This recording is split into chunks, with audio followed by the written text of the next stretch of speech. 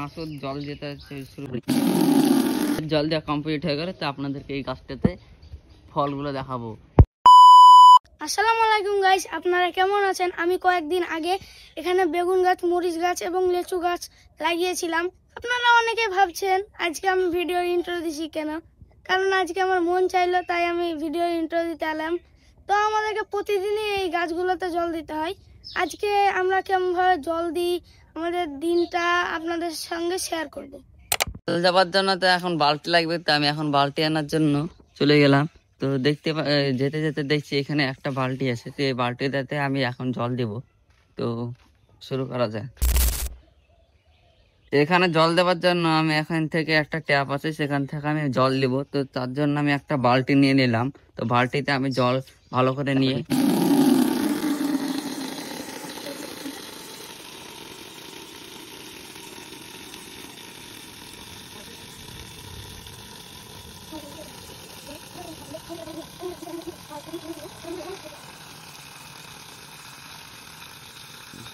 তো এখন আমাদের জল নিয়ে কমপ্লিট হয়ে গেল। তো জলটি আপনারা দেখতে পাচ্ছেন অনেক অপরিষ্কার, জলটি খুব নোংরা। আর আপনারা এই যে দেখতে পাচ্ছেন ডিপটি আমাদের ডিপটি হয়ে গেল লাগানো 5-6 মাস হয়ে গেছে। তো এতে ফিল্টার মেশিন লাগানো আছে তলে, ওই ফিল্টার পাইপ পাওয়া যায় আর কি, সেটা তলে লাগানো আছে। তো অনেক তলে লাগানো হয়ে গেছে, তাহলে এত নোংরা পানি।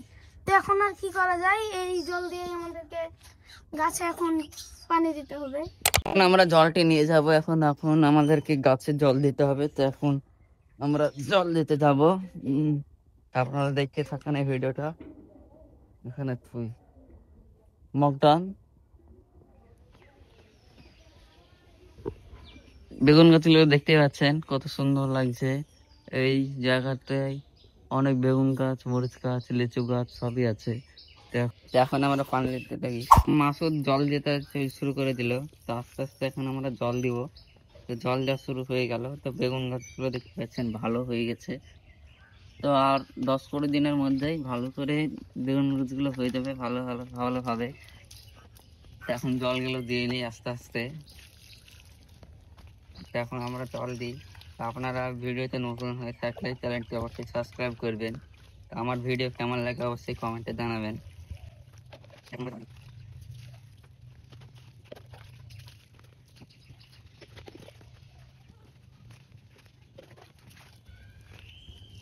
এগুলো হলো মরিচ গাছ।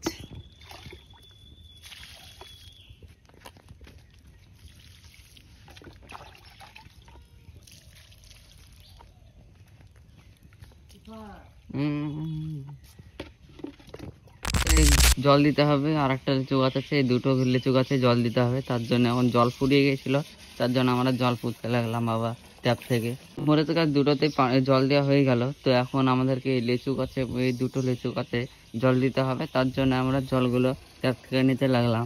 তো জলগুলো নেওয়ার পর আমরা এই দুটো গাছে এখন জল দিব। তো জল দেওয়ার পর আমরা কি করব আপনাদেরকে এই ভিডিওর মাধ্যমে দেখাবো। তো এই লিচু গাছটাতে জল দেওয়ার পর লিচু গাছটাতে জল দেওয়া কমপ্লিট হয়ে গেলে এবার এই লিচু গাছটাতে জল দেওয়ার পর আমরা এখানকার জল দেওয়া কমপ্লিট হয়ে যাবে আমাদের এখানকার। তখন জল আমরা ওই গাছটার ফল পেড়ে আপনাদেরকে দেখাবো। হ্যাঁ, তো আপনাদেরকে ওই গাছের ফলটা দেখাবো কিরকম ফল হয়।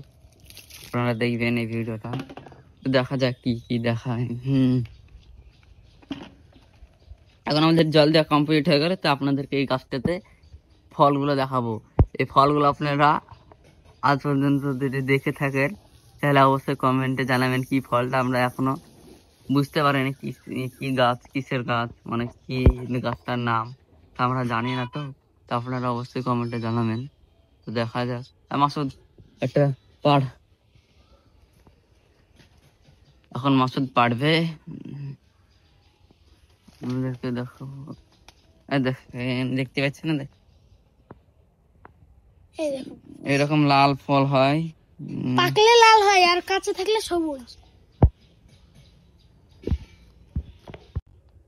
এই গাছটাতে এরকম ফল হয়, অনেকটা টমেটোর মতন খেতে, আর ঝাল ঝাল খেতে হয়।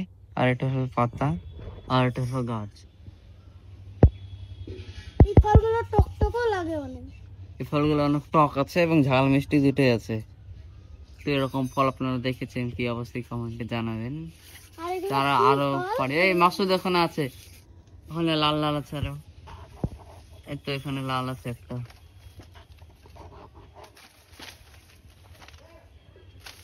আগে ওখানে আছে, হ্যাঁ ওখানে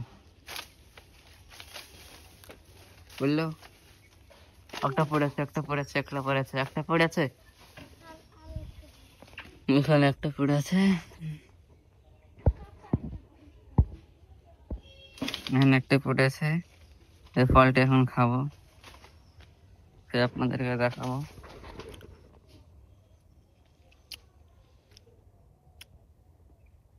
ঝাল এবং পেয়ারা মাখার মতন লাগছে।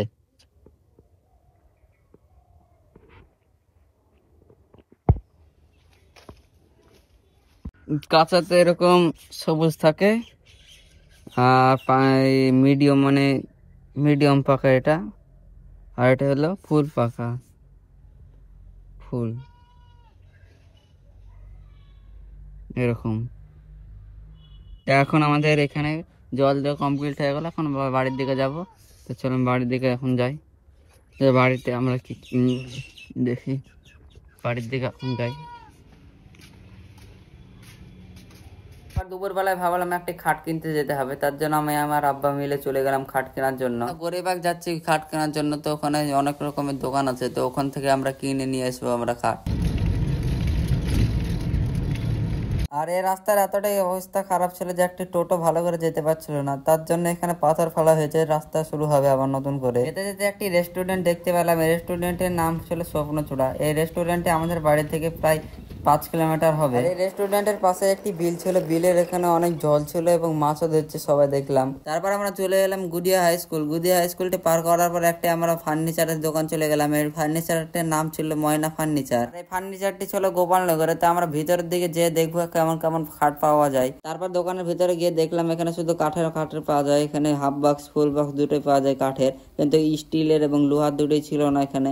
তো আমরা স্টিলের খাট বা লোহার খাট নেবো, তার জন্য আমরা সেখান থেকে চলে গেলাম। তারপর আমরা গরিবাগ ব্রিজ পার করার পর আমরা এখন দারাপনগর যাবো। দারাপনগরে একটি ফার্নিচার আছে, সেখানে ঈশান ফার্নিচার নাম বলে, তো আমরা সেখানে যাওয়ার জন্য চলে গেলাম। তারপর ঈশান ফার্নিচার চলে এলাম আর ভিতরের দিকে ঢুকলাম। তারপর জিজ্ঞেস করলাম এখানে স্টিলের খাট পাওয়া যায় কিনা, তারা বললো এখানে স্টিলের খাট পাওয়া যায় না, এখানে শুধুমাত্র কাঠের আইটেম পাওয়া যায়। তারপর আমরা সেখান থেকে স্টিল ফার্নিচার চলে গেলাম, এখানে সব রকমের স্টিলের এবং লোহার দুটোই খাট পাওয়া যায়। আর এগুলো ছিল লোহার খাট আর এগুলো ছিল স্টিলের খাট। আমাদের এতগুলো খাটের মধ্যে আমাদের এই ব্ল্যাক রঙের এই খাটটি পছন্দ হয়েছিল। তারপর আমরা খাটের বিল করার পর আমরা বাড়ির দিকে চলে এলাম খাটটি নিয়ে। খাটটির সঙ্গে প্লাইবোর্ড এবং তোষক দুটোই ছিল, আমাদেরকে আলাদাভাবে কিনতে হয়নি। তারপর আমরা খাটটিকে আমরা টোটোতে তুলে নিলাম। টোটোতে তোলার পর আমরা বাড়ি যাওয়ার জন্য চলে গেলাম। আমাদের একটি চালের দোকান আছে, সেই দোকানের জন্য চাল নিতে হবে, তাই আমরা একটি দোকান থেকে চাল নিয়ে যাব। তারপর আমরা সেই চালের দোকানে নেমে সেখান থেকে বিল করার পর আমরা লোড করতে চলে গেলাম চাল।